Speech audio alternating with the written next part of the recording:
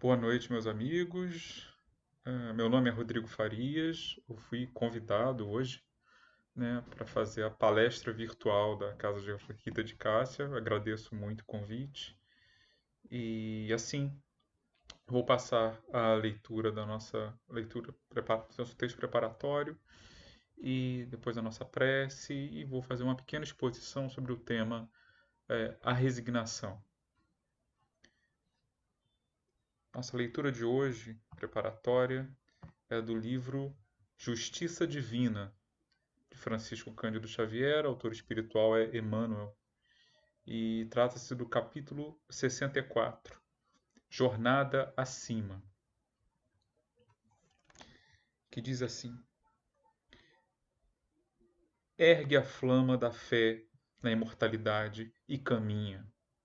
Os que desertaram da confiança gritar-te-ão impropérios, entrincheirados na irresponsabilidade que lhes serve de esconderijo.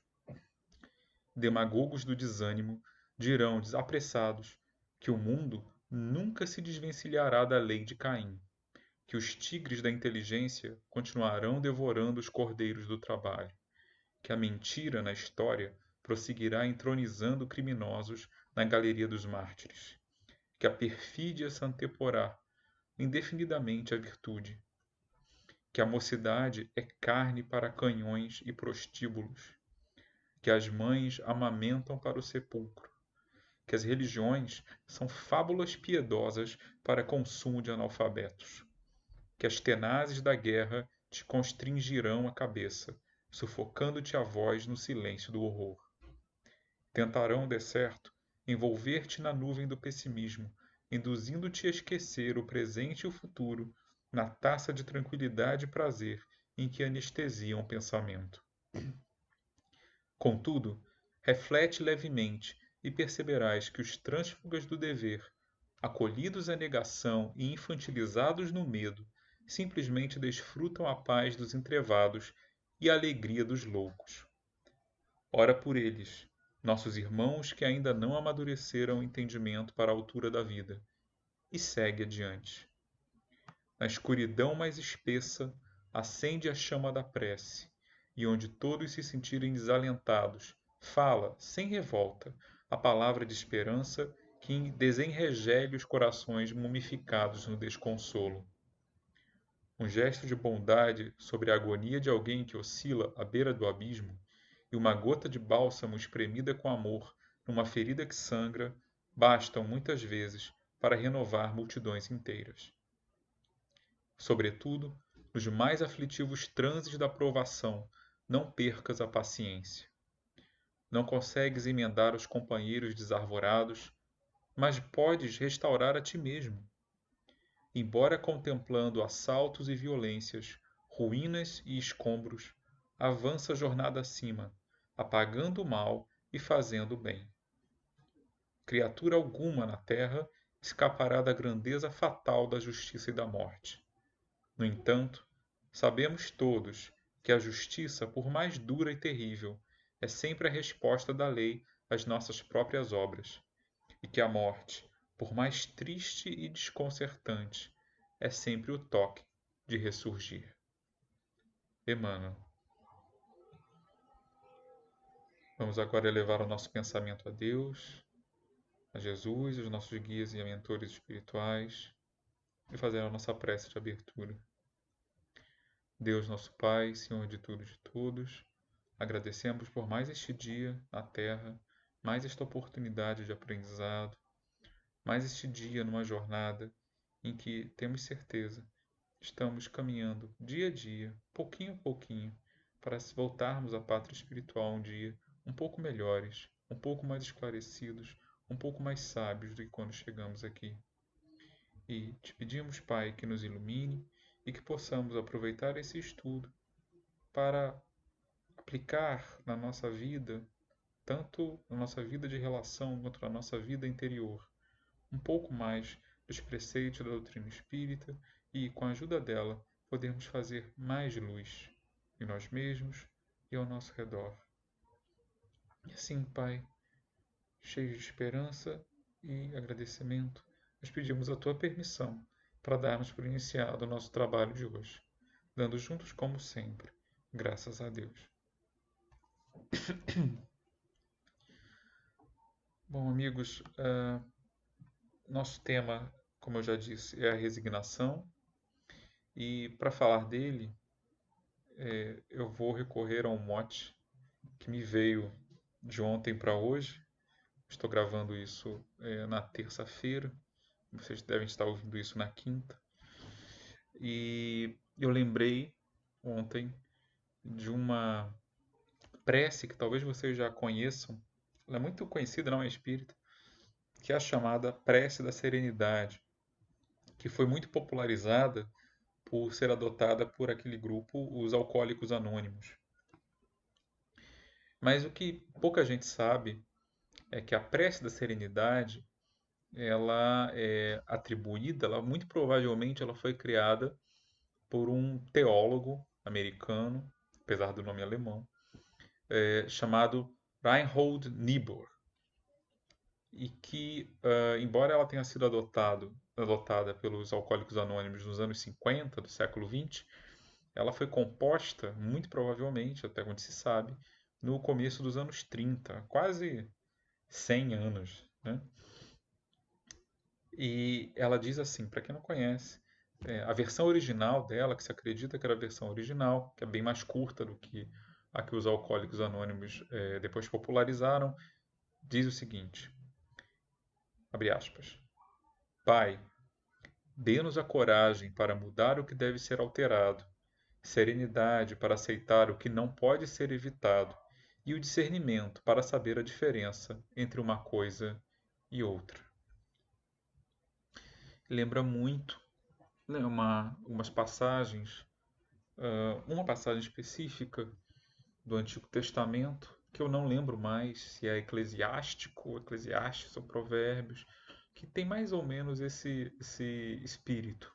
Né? Era uma prece também, um pequeno poema que vai nessa linha. E eu lembrei do Niebuhr porque, ao compor essa prece, né, no início dos anos 30 do século passado, eu consigo entender muito bem, como historiador, né, sou professor de história e historiador, é, o que talvez, o contexto que pode ter motivado essa composição. Porque o início dos anos 30 lembra, em algumas coisas, muito dos problemas que nós temos hoje, nesse início dos anos 20 do século XXI. No início dos anos 30, naquela época, para quem lembra, né, aqui no Brasil a gente estava no começo da primeira era Vargas, né, mas o mundo todo se achava num momento muito atribulado. Para se ter uma ideia, o Niebuhr teria composto isso entre 32, 33, por aí. Então fazia mais ou menos uns 15 anos que a Primeira Guerra Mundial tinha acabado. Uma guerra que tinha sido a maior guerra que a história já tinha registrado até então, que tinha matado mais gente, que tinha traumatizado gerações em mais diversos países do mundo, muito particularmente os países que se consideravam mais avançados, né, mais adiante na rota do progresso, que se achavam exemplos para o mundo, né, na Europa. Então você tinha toda uma geração nesses países, uma geração aí que estava por essa época por volta aí dos 30 até os 40, 50 anos, de homens sobretudo, mas também mulheres, que tinham trauma de uma guerra monstruosa, né? De cidades arruinadas, a própria experiência do combate, que hoje a gente sabe deixa muitas sequelas psicológicas, quando não físicas, né? Milhões de mortos, outros tantos de feridos, ruína econômica, uh, muita gente ressentida, com desejos de vingança por terem sido de países derrotados na guerra. Né? Era o caso da Alemanha, que por essa época também está testemunhando a ascensão do nazismo. Hitler chega ao poder no começo de 1933. Na Itália, Mussolini, né, o pai do fascismo, do qual o nazismo é uma derivação, já estava no poder há quase uma década, desde 22, na verdade.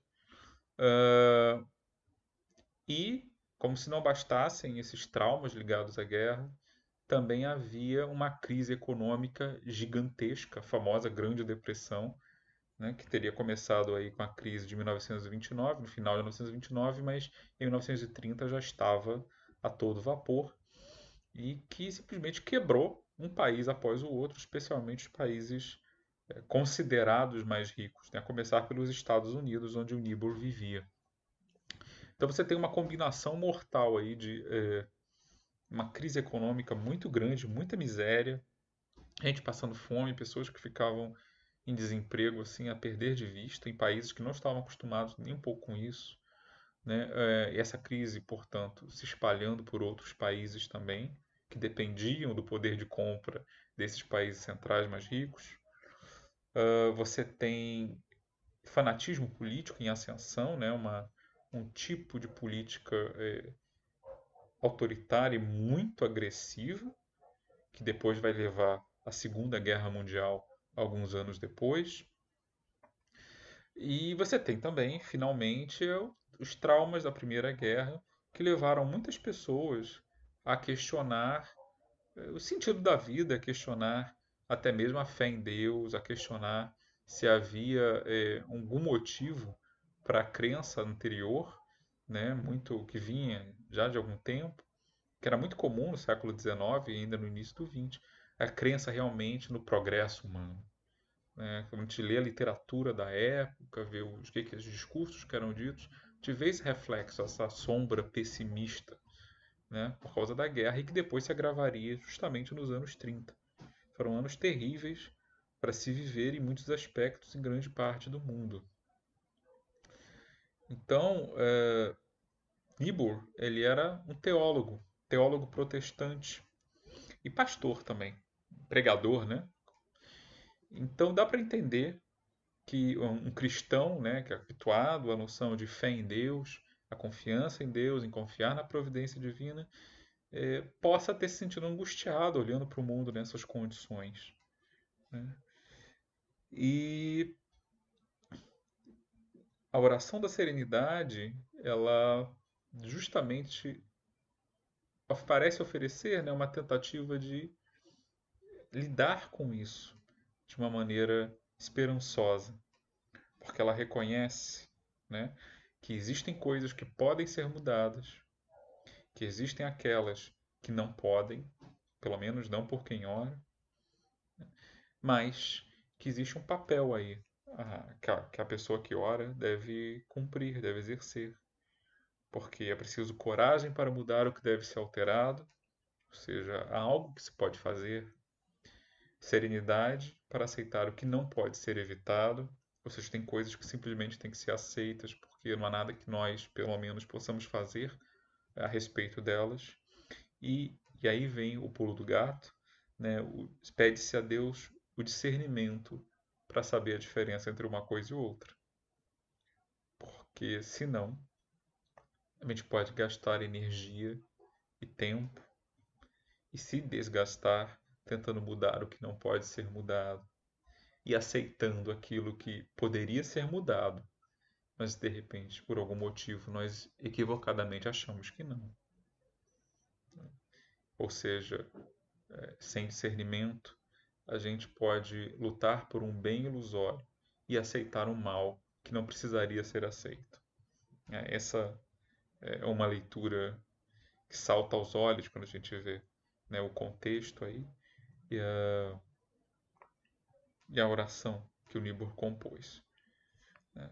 Mas o Niebuhr era protestante, luterano, então assim ele só conhecia as noções do cristianismo tradicional.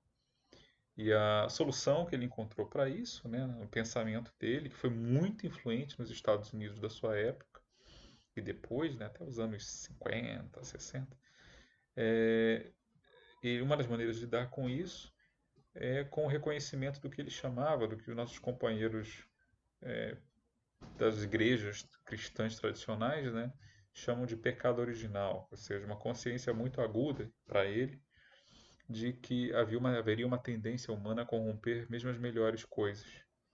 Que ele via, né, nos anos 30, ele via muito claramente, né, na ascensão do nazismo, no autoritarismo lá da Revolução Russa, né, os governos comunistas começavam a surgir pela União Soviética, falava-se em guerra por todo lado, muita revolta, muito medo. E aí, quando a gente olha para trás, né, para essa época, a gente percebe que nós temos pelo menos algumas vantagens em relação ao nosso amigo Niebuhr. Que vantagens seriam essas? Né? Nós aqui, hoje, nós temos algumas informações que ele, que era sem dúvida um homem brilhante, né, um intelectual, uma pessoa muito bem formada para a profissão e o cargo que exercia, que ele não tinha. Nós, por exemplo, sabe, como espíritas, né, sabemos da reencarnação, que ele não sabia. Nós sabemos de uma forma mais demonstrável, né, mais consolidada, da realidade da vida após a morte, da imortalidade do espírito. Ele não tinha isso. Ele tinha a fé religiosa, né, a crença nas escrituras da Bíblia, mas ele não tinha as experiências que boa parte de nós espíritas temos. Mesmo quem não é médium, né, certamente conhece alguém que é. Temos uma série de pequenos fatos, né, que vão nos mostrando que a realidade não se esgota só nisso que a gente está vendo aqui. A gente tem, acima de tudo, uma doutrina organizada, né, doutrina espírita, que nos dá algumas respostas que não são definitivas, mas certamente são muito bem elaboradas para uma série de questões básicas da vida, né, e numa linguagem acessível, direta, né, sem nenhuma grande metáfora, sem nenhum grande mistério, sem nenhuma grande necessidade de profunda interpretação. Nós temos informações, não todas, mas temos algumas boas informações sobre a realidade do mundo espiritual e o sentido da nossa vida aqui no mundo material. O Niebuhr não tinha isso. O que nós temos em comum com ele, por outro lado, além de algumas referências, né, como Jesus, que são comuns, né, tanto ao espiritismo quanto ao protestantismo e ao catolicismo, é um cenário de crise. Nós, em particular, hoje, né, estamos gravando isso em junho de 2020, nós temos aí um misto de elementos que podem estar sendo fonte de angústia para nós, e se não para nós, certamente para muita gente. Nós estamos vivendo em meio a uma pandemia, a maior em um século, estamos vivendo em meio a problemas econômicos que a pandemia está agravando, né? Todas as previsões mostram que vamos ter um momento difícil pela frente, mesmo depois que o vírus for controlado. Nós estamos vivendo um momento de um crescimento de ódios políticos, de extremismos políticos, polarizações muito agressivas, não só no Brasil, mas em outros países também, inclusive países que são referência para o mundo, como os Estados Unidos. Ou seja, nós vivemos, como Niebuhr, num momento em que medo e raiva parecem estar assim, muito, muito em pauta, né? Muito visíveis, tendo uma importância maior do que a gente normalmente veria em circunstâncias normais. E aí pode-se pensar, mas o que a gente pode fazer então nesse contexto? O que cada um de nós, né, que somos meros mortais, né, por assim dizer, o que a gente pode fazer a respeito disso? Às vezes pode ser que a gente sinta o impulso de optar pela solução do avestruz, né? Esse é um mito, né? Mas é um mito muito popular de que os avestruzes, quando se assustam, aquela ave enorme, né, ele cava um buraco e enfia a cabeça na terra. Isso não é verdade, mas se popularizou que é. Né? Então, seria então a solução da gente fingir que nada está acontecendo, né? Só que se tem pessoas que podem se dar esse luxo, né? Para boa parte de nós, isso não é simplesmente impossível. Não dá. porque essas questões todas acabam nos afetando de uma forma ou de outra. Muitos de nós eh, não puderam, por exemplo, ou conhecem alguém que não pôde, né, se isolar nesse período de pandemia, né? Muita gente continuou trabalhando.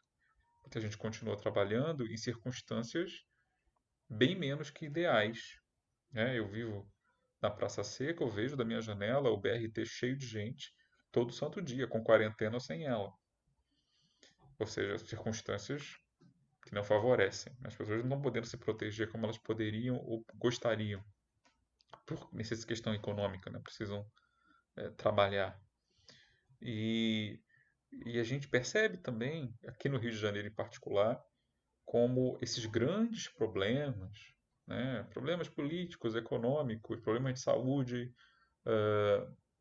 problemas ambientais, né? Como eles, muitas vezes e cada vez mais, eles batem a nossa porta mesmo que a gente tente fingir que está tudo bem.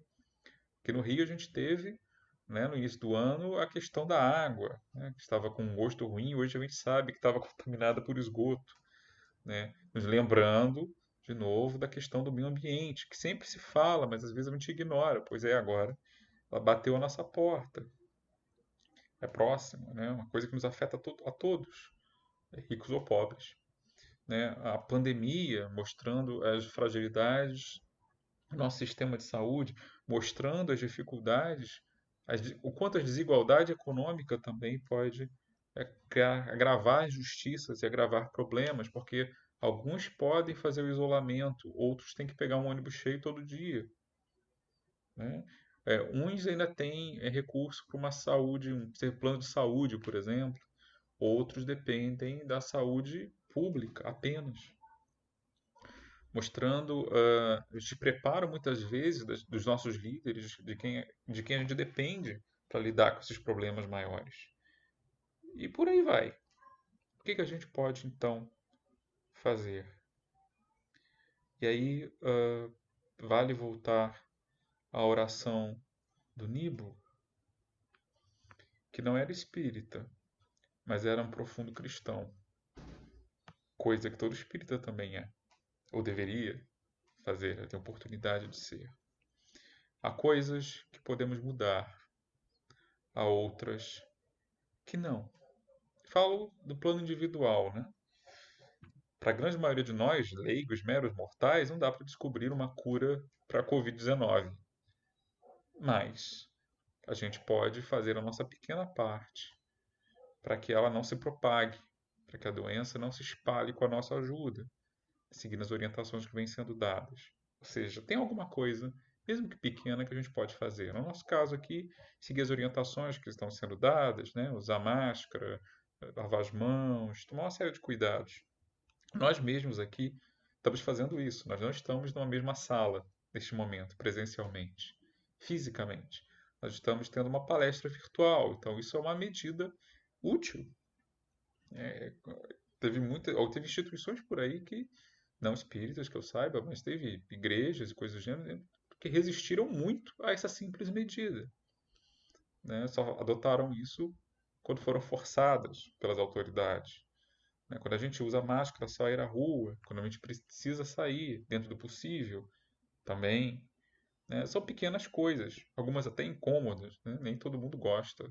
Eu não gosto de usar máscara, acho que ninguém gosta, mas é necessário, então a gente vai lá e faz, né? E todo mundo fazendo, o benefício é grande. Ou seja, a gente está colaborando para algo que é para o bem de todos, mesmo que pareça uma coisa tão pequena, né, no cotidiano, mas é importante, porque em momentos assim de crise, de catástrofes, de provações coletivas mais intensas, a gente precisa pensar não apenas no indivíduo, né, mas no todo, no bem de todos, para que eu tenha a minha saúde mais protegida, apesar das dificuldades, eu preciso da colaboração do meu vizinho, eu preciso da colaboração das pessoas que estão na rua, eu preciso da colaboração das pessoas com quem eu vou ter que interagir. E ao mesmo tempo eu preciso, para protegê-los, colaborar com elas, tomando também da minha parte as medidas necessárias. Ninguém sai de uma crise de saúde pública pensando só em si. Porque se a gente for pensar só em nós, a gente pode estar, na verdade, colaborando para que a crise piore. Isso é uma coisa básica, mas que é, na verdade, um convite ao amor ao próximo, um convite à caridade, que, embora venha para a gente de uma forma que não é a linguagem que a gente está habituado, não é uma linguagem religiosa, mas é um dever moral. É o mesmo dever moral, né, que nos impele a fazer a caridade de outras formas mais tradicionais. Às vezes a gente pensa equivocadamente que caridade é doar alguma coisa apenas, né, dar alguma coisa material, né, distribuir uma quentinha. São coisas louváveis, fazem parte também, são formas de caridade, mas não são as únicas, né? Cumprir nossa obrigação para com a nossa comunidade, né? Contribuir para não piorar as coisas, tentar ajudar dentro do possível, isso também é uma forma de caridade e também um dever, né? E o que é mais engraçado quando a gente pensa nesses casos é que a gente vê como é uma caridade que vai e volta também. Ela também nos beneficia, porque o outro também vai agir da mesma forma. Então existe aí uma lição que pode ser tirada. Agora, nesse período de pandemia, né, teve no começo, eu via muita campanha de pessoas dizendo: pague as diárias sua diarista, da sua faxineira, mesmo que ela não possa vir. E muita gente fez isso, porque havia uma preocupação de tentar ajudar, né? Não é apenas uma questão de pensar numa troca comercial.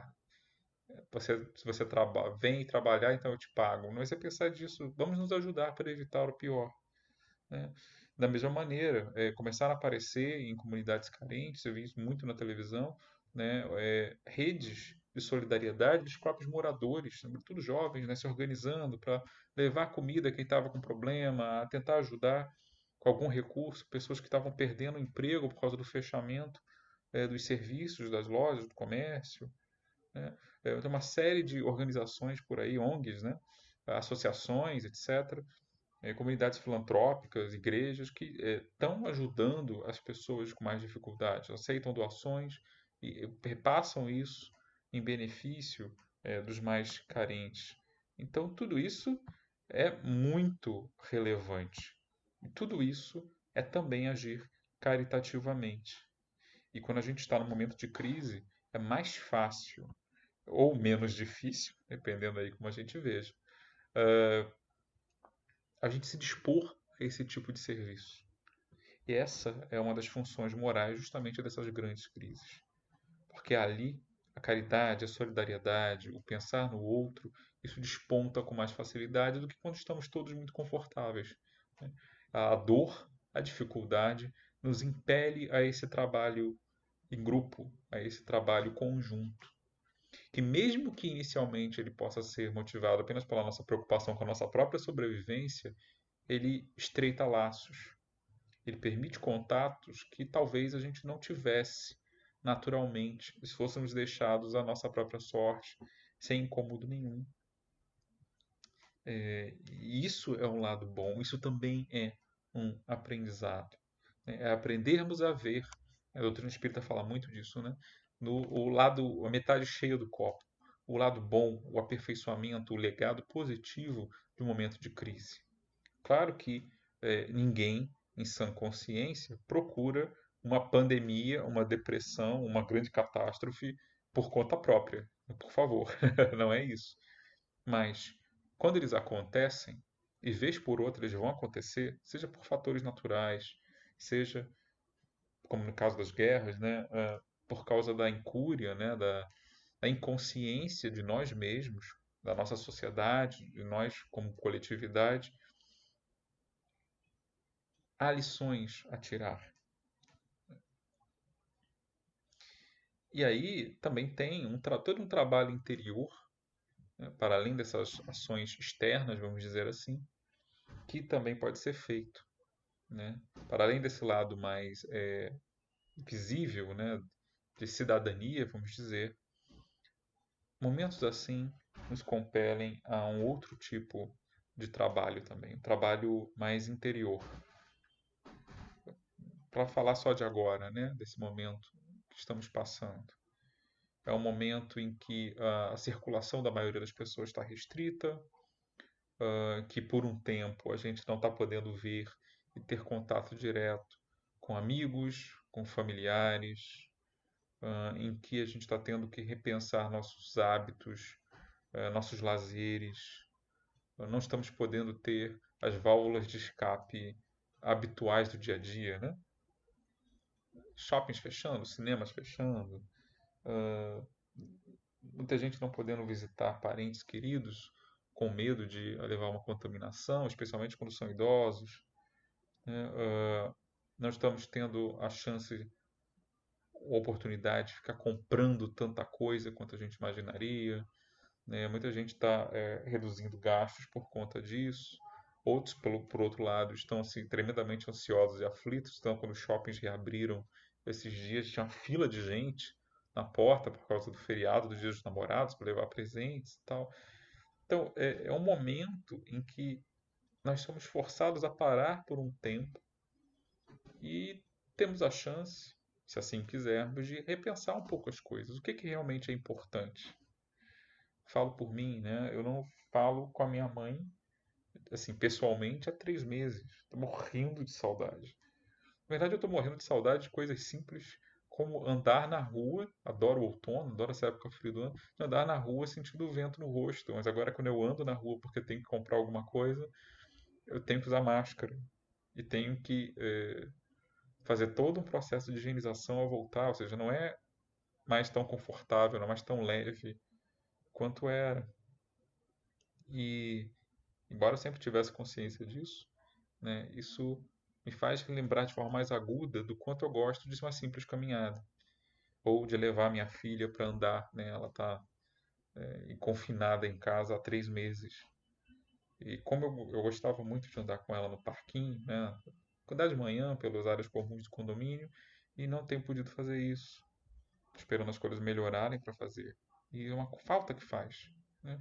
São coisas pequenas, mas são coisas pequenas que compõem muito a essência da vida. Né? E, e elas nos convidam a pensar sobre isso. O que, que realmente nos faz felizes? É comprar desbragadamente no shopping? É torrar dinheiro com um monte de coisas que talvez a gente não precise realmente? É alguma coisa menor, é como dar um abraço num parente, num amigo, num ente querido? O que, que a gente está sendo convidado a valorizar nesse momento de restrição? Que é temporário. Né? Um momento a gente vai poder voltar ao normal. Mas qual normal a gente quer que volte? E essa reflexão, esse pensamento, né, isso é uma coisa que a gente pode fazer. Nós não podemos, imagino, né, a menos que alguém aqui seja algum pesquisador médico brilhante, a gente não vai resolver a pandemia por nós mesmos. Mas nós podemos sair dela melhores em alguma coisa, um pouco mais conscientes, um pouco mais esclarecidos, um pouco mais bem dispostos do que quando entramos. E isso está ao alcance de qualquer um que queira. Não é uma questão de escolaridade, de profissão, não é uma questão de recurso material, de ter ou não dinheiro. É uma questão de cada um pensando consigo mesmo, no seu íntimo, no seu coração. Né? Observar também como a gente pode sair melhor, observar também, aprender com os outros, de repente, né? Se nós estivermos perdidos, precisamos de um modelo, de uma referência, de como a gente pode aprender algumas lições, seja como ser encarnado, seja como cidadãos mesmo, né? Observar o que funciona, o que não funciona, o que contribui para a defesa da vida nesse momento de crise, o que não contribui, que comportamentos são produtivos e frutíferos, que comportamentos, pelo contrário, geram problemas, agravam crises, dificultam o trabalho coletivo bem-sucedido. Né? Isso são lições que estão sendo tiradas, estão sendo observadas, estão sendo até forçadas, né, pelas circunstâncias, a milhões e milhões, eu diria até bilhões de pessoas no mundo inteiro. Porque a gente está passando por isso aqui no Brasil, mas tem gente na Índia passando também, gente na China, gente nos Estados Unidos, gente no México, gente na Inglaterra, gente na África, enfim, por toda parte. É uma grande experiência coletiva. Daqui a décadas, as gerações, as pessoas vão lembrar nos livros de história desse momento que nós estamos vivendo hoje, em 2020. E cabe a nós, pensando no futuro, né, deixar para nossos eus futuros ou nossos descendentes futuros, né, alguns de nós talvez sejamos nós mesmos reencarnados, um legado positivo, alguma lição boa a tirar de tudo isso. Que não seja a do desespero, do desânimo, da tristeza, do ódio, da busca constante de inimizade, de crise, né? Que seja pelo contrário, a busca de soluções, mas soluções que só podem ser alcançadas com o mínimo de boa vontade e também de conciliação com os fatos, né? De reconhecer que como as coisas estão acontecendo, como elas realmente se dão e qual é a forma mais racional, produtiva, né? Eu diria mesmo espiritualizada, mais moral de lidar com elas. A capacidade de aceitar as coisas como elas são, para depois nos determinarmos como agir, né? Nem que seja agir simplesmente reconhecendo que uh, pode ser que não haja nada que possamos fazer diretamente sobre elas para mudá-las. Isso é o que se chama de resignação. Muitas vezes no dia a dia, no senso comum, essa é uma expressão, uma palavra que tem um sentido muito negativo. As pessoas acham que resignação é ser conformista, né? Aquela pessoa que vê o mundo como ele é e acha que é isso mesmo, não tem absolutamente nada mudado, se adapta mesmo que sofrendo com isso ou mesmo irritada com isso. Uma forma de preguiça, na verdade. Não, não, pelo menos não no sentido que a doutrina espírita dá. Na doutrina espírita, a resignação é uma espécie de aceitação racional e de coração frente a uma realidade que não se pode mudar, mas que nos permite exercitar a autodisciplina, a autorreflexão, o autocontrole, a paciência. Né? E a resignação ela é sempre exercida diante de coisas que incomodam. Não se é resignado com a felicidade, se é resignado com problemas. Com problemas. Né? A felicidade, a satisfação plena, o contentamento não nos convidam à resignação. Mas a contrariedade, a dificuldade, a dor, sim. Então a resignação ela pode ser entendida como uma espécie de humildade perante a vida, uma consciência dos nossos limites frente àquela situação. E ela exige de nós não apenas a paciência, saber esperar, mas ela também exige a compreensão, que por sua vez nos permite ter mais paciência. Se a gente entender minimamente o que está acontecendo e por quê, e aí o Espiritismo nos ajuda muito, é mais fácil lidar com esse tipo de realidade. E o que o Espiritismo nos diz? Isso daria outra palestra, mas resumindo muito, estamos no mundo de provas e expiações, onde muitas vezes a gente ainda precisa da dor, da contrariedade, para que a gente seja instigado a andar para frente. Porque muitas vezes nós queremos ficar mesmo parados no mesmo lugar onde está confortável. Lembra um pouco aqueles dias frios, chuvosos, que era tão gostoso ficar dormindo. E aí toca o despertador porque a gente tem algum compromisso, tem que levantar naquele horário. Bate aquela vontade danada de ficar na cama por mais 5, 10, 45 minutos, mas não é mais possível, não dá. Porque senão vai gerar um problema pra gente. E a gente tem que reunir forças, sacudir a sonolência e levantar. A resignação é a aceitação de que vai ter momentos de que isso vai acontecer. E o contrário dela seria a revolta, né? Que é a raiva, a indignação frente a algo que simplesmente é o que é e que não vai mudar porque nós estamos irritados. A revolta nos paralisa muitas vezes, nos desvia. A resignação permite que a gente aceite as coisas como elas são, no primeiro momento, e depois olharmos e avaliarmos o que a gente pode fazer. O que a gente pode fazer no mundo lá fora vai variar de acordo com a situação. Às vezes não há o que fazer individualmente. Mas o que nós vamos fazer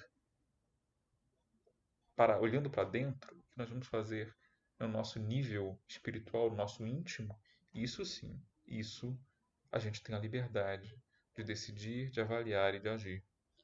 Então, esses grandes momentos de crise, como esses que a gente vive hoje, uh, eles não precisam ser tão terríveis como às vezes pensamos.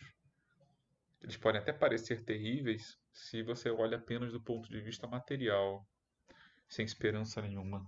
Mas nós, espíritas, que sabemos que existe uma providência divina, que sabemos que não estamos aqui a passeio, que sabemos que esse tipo de desafio, não vou falar dificuldade, porque desafio é melhor, na verdade são estímulos para que a gente cresça, desde que nós decidamos fazer isso. Porque se estamos aqui ainda, se estamos encarnados num momento como este, é porque nós temos algo de bom a extrair disso. Para uns, pode ser um alerta, uma advertência. Olha, não vai mais por aí porque isso é um perigo, não dá mais para ser assim. Para outros, pode ser um convite, a ação até. Um convite à necessidade da gente fazer alguma coisa, de que algo sim que pode ser mudado, inclusive lá fora. Sendo solidário, ajudando, fazendo doações, se for o caso, se for o que estiver ao nosso alcance, sendo mais gentil com o vizinho que está precisando de ajuda em alguma coisa, zelando pelos nossos entes queridos, mantendo contato, mostrando que a gente se importa, dando sinal de vida, cuidando das pessoas para que elas não adoeçam também, não apenas no sentido físico, né, mas uma coisa que a pandemia tem mostrado, também no sentido mental, né, dando um apoio de alguma forma, e tem muita gente que está precisando de um apoio, meramente afetivo até. Oi, dizendo um oizinho, saber como é que você está e tal. Tem gente que está passando por esse período todo de forma muito solitária, que adoraria receber uma ligação, uma mensagenzinha ou alguma coisa. Tudo isso está ao nosso alcance. Mesmo que a gente não possa mudar a situação geral lá fora, a gente pode contribuir no nosso círculo, pelo menos, ou na pior das hipóteses, no nosso íntimo, para que esse não seja um período de mera dor, de medo ou esterilidade. E assim nós estamos contribuindo também para que essa onda de medo e raiva que varre o mundo em momentos assim, tenha também outros elementos, tenha também paciência, tenha perdão, tenha tranquilidade, tenha solidariedade, tenha um pouco mais de afetividade com o outro, mais cuidado com a forma como a gente vive, que não saiamos desse período de crise mundial, que, repito, vai entrar para a história, já está na história, né? Simplesmente os mesmos que éramos até fevereiro ou março. Que a gente saia assim, sabendo, estando mais conscientes do que a gente pode oferecer ao mundo e também do que podemos aprender com eles. É para isso que estamos aqui, é para isso que encarnamos. E podemos então aproveitar, através da resignação, esse momento que inicialmente pode parecer tão assustador, né, ou irritante, né, e fazer dele uma espécie de trampolim, né, um degrauzinho a mais na nossa jornada evolutiva. E a pergunta que a gente pode fazer nesse momento é: o que eu posso aprender, ou talvez já esteja aprendendo neste momento? Como eu posso sair dele melhor do que eu estou neste momento? Esse é o nosso desafio e esse é o convite que a resignação, mas uma resignação informada pela doutrina espírita, pode nos trazer. Então, voltando ao Nibor, né, encerro com a oração que ele formulou. Pai, dê-nos a coragem para mudar o que deve ser alterado, serenidade para aceitar o que não pode ser evitado, e o discernimento para saber a diferença entre uma coisa e outra. Muita paz a todos e Deus nos abençoe.